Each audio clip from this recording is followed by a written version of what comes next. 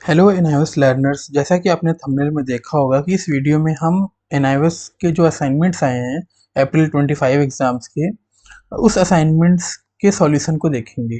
तो solved assignment TM में, जिसको टीएम में ट्यूटर मार्क असाइनमेंट भी कहते हैं, for class 10th for April 25 exams में जो अपीयर होंगे बच्चे ना अप्रैल 25 में, उनके लिए असाइनमेंट्स है ये। सब्जेक्ट जो है इंग्लिश है, जिसका कोड है 202।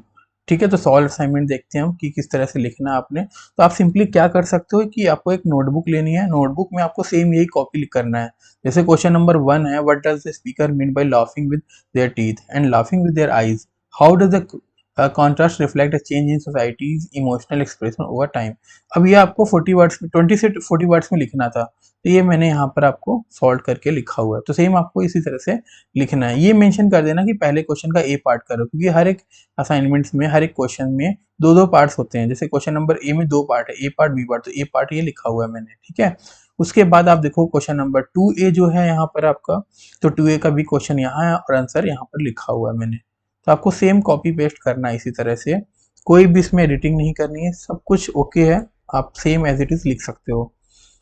ठीक है, उसके बाद क्वेश्चन नंबर 3 है, what role does sensitivity and perception play in the narrator's understanding of values feeling during their conflicts. तो आपका ये आंसर यहाँ पर है। ठीक है, थर्ड का। उसके बाद क्वेश्चन नंबर 4 है आपका, what was the significance of 3 white strips on the squirrel's back in how the squirrel got his strip. मतलब इस बुक चैप्टर में, चैप्टर जो आपका how the squirrel got his strip, उसमें जो है, जो गिलहरी की 3 धारियां हैं पीछे, तो इसका क्या मतलब सिग्निफिकेंस है उसके बारे में बताना है। तो the 3 white stripe on the squirrel's back signify the honours bestowed upon him by lord रामाफेरी। अगर आपने चैप्टर पढ़ा होगा तो आपने देखा होगा कि जो गिलहरी थी वो कंट्रीब्यूट कर रही थी जो है पुल बनाने में। जो लॉर्ड रामा का पुल बन रहा था, बंदर बना रहे थे, तो उसमें काफ़ी ज़्यादा गिलहरी जो एफर्ट्स कर रही थी इसके लिए, है ना। तो बाकी अपनी स्टोरी पढ़ी होगी, आपको ये लिखना है। क्वेश्चन नंबर जो है आपका 4th के बाद क्वेश्चन नंबर 5th है आपका, how was the little girls attitude towards her father change during the night when she has a nightmare. तो जो बच्ची की स्टोरी है ना, उसके बारे में, मतलब उस चैप्टर से है ये, तो उसका आंसर आप देख सकते हैं। उसके बाद लास्ट क्वेश्चन जो है आपका प्रोजेक्ट है।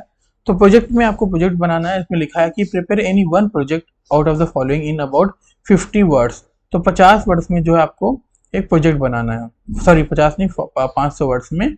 जिसमें पहला क्वेश्चन है, कंडक्ट कैरेक्टर्स एनालिसिस ऑन नीमा। नीमा का जो कैरेक्टर है उसको एनालिसिस करना है। Explore her personality, explore her personality, actions and symbolism of her name. ठीक है, तो उसकी पर्सनैलिटी होगी, जो एक्शन होगा, सिंबोलिज्म जो एक्सप्रेशन है वो आपको एक्सप्रेस करना है। Discuss how her actions reflect the themes of empathy, compassion and environmental consequences. ठीक है, तो आपको यहाँ पर देख सकते हैं कैरेक्टर एनालिसिस ऑफ नीमा हो गया। नीमा prominent character in the story embodies the essence of empathy, compassion and environmental consequences. Her name, which means prosperity in Swahili, is deeply symbolic, reflecting her character's nurturing nature and the positive impact she has on her community and the environment.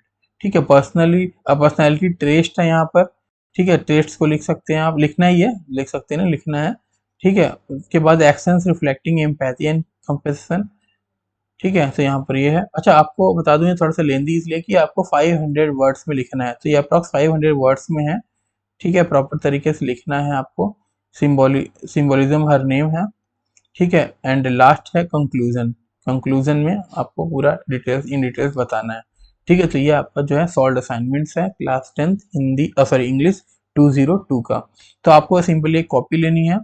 ठीक है, उस copy पे ये सारा कुछ लिखना है और फ्रंट पेज पर जो है आपका नाम लिख देना। मैं बता देता हूँ दोबारा से आपको फ्रंट पेज पे क्या लिखना है। फ्रंट पेज पर अपना नेम लिख देना। ठीक है, रोल नंबर, जिसको इनरोलमेंट नंबर भी कहते हैं।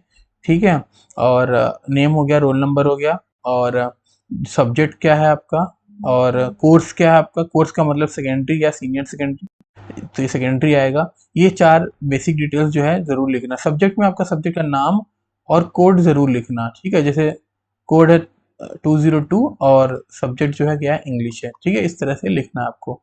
तो आप लोग काफ़ी मैसेजेस कर रहे थे सॉल्व्ड असाइनमेंट्स के लिए, तो मैंने सॉल्व कर दिया। आप सेम यही कॉपी कर लेना, ठीक है। बाकी के जो असाइनमेंट्स है वो भी मैं थोड़े टाइम में अपलोड कर दूंगा।